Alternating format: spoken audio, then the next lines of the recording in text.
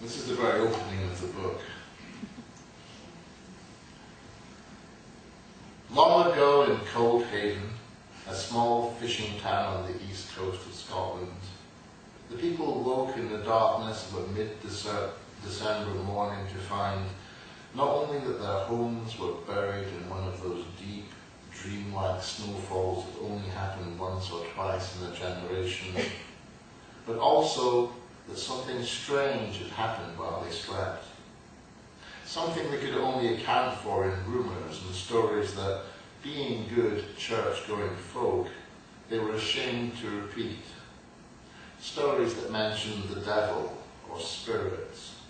Stories that grudgingly allowed for some unseen force in the world that, most of the time, they preferred to ignore. In those days, Coldhaven was much as it is now, a confused jumble of houses and gardens and cramped boatyards running down to the sea on tight, rain-coloured streets and narrow cobbled warrens. The people of that time were ancestors of the neighbours I have lived with these past 30-odd years, obdurate, sea-going folk with their own superstitions and terrors, their own logic, their own memories of sandbanks and tides and the treachery of water. And though their children's children have all but lost that kinship with the sea, a kinship part love, part dread like any other, I allow myself to imagine that I know them, if only a little and from a considerable distance. It may well be pure fantasy, as rare as that is, but I imagine I can see in their slow-witted, clannish descendants the ghosts of those old seafarers, men who were obliged on too many occasions to find their way home in thick fog or pitiless storms, women whose gaze did not stop at the horizon, but travelled out into the beyond, to the banks and troughs they only knew from maps and shipping forecasts, transforming them into seers, oracles, harpies. It must have been a terrible burden to them, a terrible and commonplace affliction. This way of looking they had evolved for a handful of critical moments, extended into a lifetime, twisting and gnarling into a rictus of foresight and premonition. I have seen that gaze in the eyes of the postmistress, a gift she cannot use, but cannot set aside. I have seen its last fleeting traces in the eyes of schoolgirls and young wives as they go about their business, waiting for a disaster.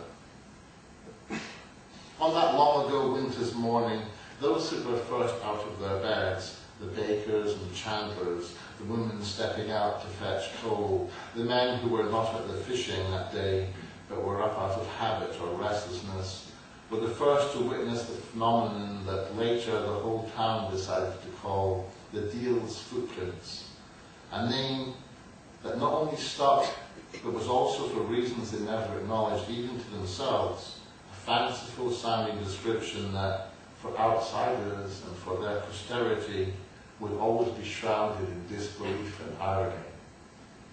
The Devil's Footprints, a title like the title of a hymn or a book borrowed from the library on a wet afternoon and dismissed later as a queer old lot of nonsense. A phrase only ever spoken as a quote, when it was spoken at all, as if the name they had chosen for what they had seen had been delivered to them from the wrong side of beyond, just as those marks in the snow had been, neat, inky marks laid down by some cloven-footed thing, some creature that had not only walked on two legs through the streets and winds from one end of the town to the other, but had also ascended their walls and crossed their high, crow-step roofs in the pursuit of an undeviating straight path through their sleeping domain. Later they would examine the phenomenon, looking for an explanation that might allow them to return, untroubled and blessed, to their ovens and nets and kitchen sinks, and they would find that the marks began on the shore, just beyond the little graveyard at the west end of town, as if the creature had walked up out of the sea, crossed the narrow tide-washed beach where the snow had not settled, then strode silently and purposefully up James Street, along Shore Street, across the roof of the church, and then down again, hopping over the trickle of a burn that ran between Coldhaven Wester and Coldhaven Easter, along Coburn Street, and up and down the houses on Toll Wynd, before it stole away into the fields beyond, into the interior where nobody cared to follow. They would never know how far that line of neat black prints continued, but they could all be sure, or they could all agree later, when the snow had melted and there was no evidence to the contrary as to the nature of the beast that had made them. Those were not human footprints, they said, neither were they the marks of any animal of land or sea that had ever been observed in those parts. They were sharp and cloven and dark, the prints of some sure-footed thing that had moved quickly. The impression they had of swift movement was undeniable, if entirely unproven. Through their narrow seaside settlement, as if in flight from or in pursuit of some terrible, unearthly resolution. There were those who insisted that there must be some rational explanation for this phenomenon. Those who declared that everything under the sky could be explained because only God was beyond understanding. But most of the townsfolk were content to say it was the devil who had passed by. A being they had never quite accepted as real, but had nevertheless kept in reserve for just such an occasion, like the bogeyman, or elves, or, for that matter, God. This is all hearsay, of course. I was told this story as a child, or rather, I overheard it.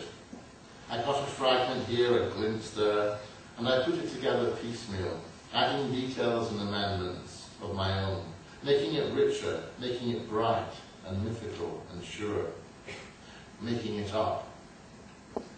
I imagined that line of footprints running through a narrow, snow-covered garden or dancing across a smokehouse roof, and I followed them on, up the hill and away, past old Mrs. Collins's cottage, past the broken ruins of Ceres House, past the old lime room. I imagined a child at his bedroom window, a boy like the boy I was when we still lived on Coburn Street, gazing at the miraculous fall of snow in the first light and making out the deep black print in its crisp, glittering crust. I imagined the devil striding across the chimneys, not a man as such, but a living creature nonetheless, somewhere between angel and beast, between Ariel and Caliban. I knew in my mind that he was no more real than Santa Claus, or the white-faced seraphim in my children's illustrated Bible. In my heart, I believed in them all. When I asked about it, the teachers at school would be embarrassed, or they would laugh it off. But on one occasion, Mrs. Hines, my class teacher in third year, took the trouble to explain it away. The story, she said, was an old myth that had been in the land long before it was Christian.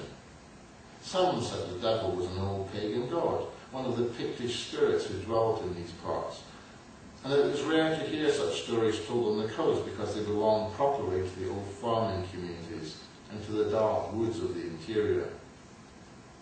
Here, beside the water, the typical myths had to do with sea trouts and kelpies, and strange beasts caught in the depths, half fish, half human. There was no harm in those old stories, she said, as long as you remembered that they were just stories. Then she lent me a book called Myths and Legends of the Greeks and Romans, and told me I should read it. I did, but it wasn't what I had in mind.